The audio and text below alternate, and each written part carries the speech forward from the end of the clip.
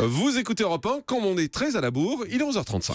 Le journal de la santé avec Elisabeth Assayag. La France a la 5e place du classement de l'espérance de vie selon l'OCDE. Des bonnes nouvelles, par exemple, les Français, contrairement à une idée reçue, ne sont pas numéro 1 dans la consommation d'antidépresseurs.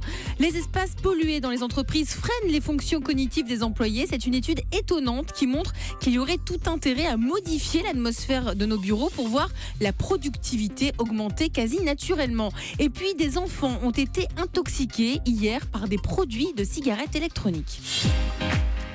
Et donc la France est à la 5e place du classement de l'espérance de vie selon l'OCDE et plusieurs bonnes nouvelles. Oui, on entend souvent dire que rien ne va plus pour le système de santé français, trous de la sécu, déserts médicaux, urgences des hôpitaux surchargés.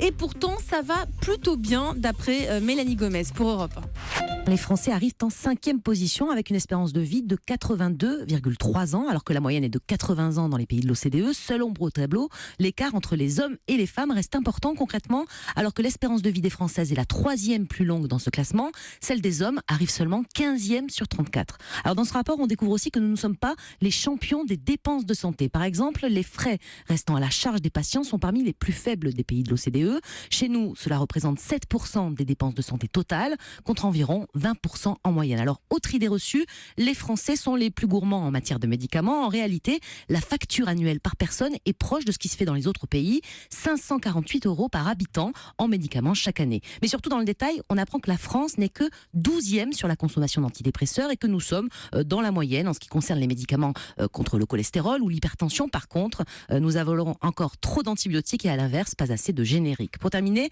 l'OCDE a aussi réalisé un classement de ses pays membres pour les facteurs de risque pour la santé. Résultat, en France, même si on limite pour le moment les dégâts en matière d'obésité, sur le tabac et l'alcool, c'est carton rouge. Nous sommes à la 30e place sur 34 dans ces deux catégories. Travailler dans des espaces confinés altère les fonctions cognitives des employés. Oui, ça peut paraître anecdotique, mais l'air des bureaux, l'atmosphère peut ralentir nos capacités de réflexion, que ce soit des bureaux individuels ou des open space. L'air peut être pollué. C'est ce qui ressort dans une étude américaine. 24 travailleurs volontaires ont accepté de passer 6 jours à travailler dans des bureaux factices au sein d'un laboratoire. Chaque travailleur était placé dans 3 sortes d'ambiances de bureau.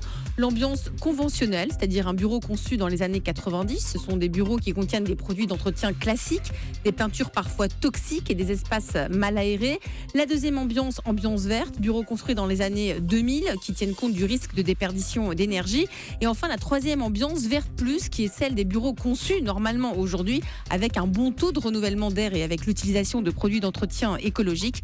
Résultat, les employés des bureaux verts atteignent un score cognitif supérieur de 61%. Ils parviennent à résoudre des problèmes plus rapidement et plus naturellement que les employés qui travaillent dans des bureaux conventionnels. Changez de bureau. Et puis cette étrange idée pour vous endormir plus rapidement, brossez-vous les dents dans l'obscurité. C'est ce qu'affirme en tout cas un neuroscientifique de l'université d'Oxford. Non, je vous assure, c'est vrai. Il a observé que les lumières artificielles de la salle de bain excitent le cerveau quelques minutes avant d'aller au lit. Car si notre corps n'est pas correctement mis en veille avant d'aller se coucher, il risque de ne pas sombrer dans un sommeil profond et donc de se réveiller en pleine nuit. Pourtant, on sait que bien que dormir est essentiel pour passer une bonne journée et être en bonne santé, donc brossez-vous les dents dans le noir. Jean-Marc. C'est drôle. Ouais. J'essaye ce soir, moi. Allez, on essaye, on dira ça lundi. Moins drôle, ces enfants qui ont été intoxiqués hier par du produit de cigarettes électroniques dans le Vaucluse. Au moins 13 enfants âgés de 6 à 8 ans d'une école primaire de Cavaillon ont été intoxiqués par du produit utilisé pour recharger les cigarettes électroniques. Ils ont inhalé ce produit au cours de la récréation. 2 ont dû être hospitalisés pour contrôle. Les enfants auraient inhalé et peut-être bu une fiole de ce produit lors de la récréation. Selon le rectorat du Vaucluse qui a confirmé l'incident, un enfant aurait introduit une fiole dans l'enceinte de l'établissement. Une pilule anti-paresse peut être bientôt sur le marché. Ça peut vous paraître bizarre comme idée, mais c'est ce qu'a imaginé un expert en médecine de l'université de Kent qui suggère que l'on pourrait utiliser des médicaments à base de caféine ou d'autres principes psychoactifs mais c'est pour exciter. Donc. Pour aider les plus flemmards à faire du sport. L'objectif, c'est de se remettre au sport pour un titre de prévention, parce qu'on sait que la pratique régulière d'un sport diminue de 39%, par exemple, le risque de développer un cancer du sein ou de 25% d'être victime d'une d'une attaque cérébrale. Et puis on vous en a parlé hier dans ce grand direct de la santé, ce fan de Star Wars, vous savez, très malade, qui voulait regarder le dernier opus du film Star Wars. Il a eu une réponse des producteurs. Oui, et Daniel, 32 ans, a pu visionner, c'était hier, le dernier volet de Star Wars dont la sortie est prévue le 18 décembre.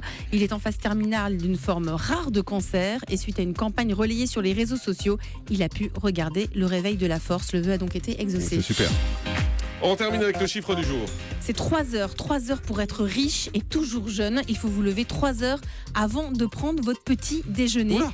Oui, le Forum économique mondial a publié les 14 choses que les personnes qui ont très très bien réussi font avant de prendre leur petit déjeuner. Alors parmi les choses à faire, il faut prendre du temps, 3 heures. Il faut se lever tôt, boire de l'eau, faire de l'exercice, préparer sa journée de travail, vérifier vos mails, écouter l'actualité, prendre le temps d'être avec sa famille, parler avec son conjoint et faire son lit. C'est très important.